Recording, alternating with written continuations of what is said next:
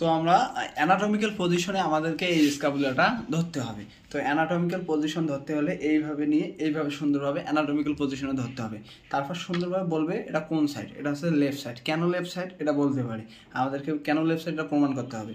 কারণ এই যে গ্লিনয়েড ক্যাভিটি, এই গ্লিনয়েড ক্যাভিটি আছে ল্যাটেরালি, আর এই যে স্পাইন, এই যে অংশটা দেখতে পাচ্ছেন এটা আছে স্পাইন, এই স্পাইনটা আছে পোস্টোরলি বন্ধ করা। তাই স্পাইন, এই যে বডিটা এটা আছে স্পাইন, এই স্পাইন আছে পোস্টোরলি, আর এই সুপিরিয়র বর্ডার আছে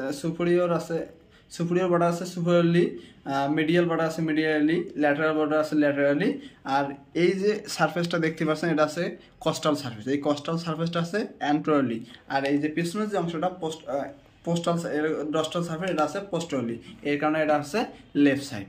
তো সুন্দরভাবে লেফট সাইড হয়ে গেল। এখন আমাদের বলতে পারে স্ক্যাপুলা, হিউম্যান স্ক্যাপুলা কী ধরনের বোনস।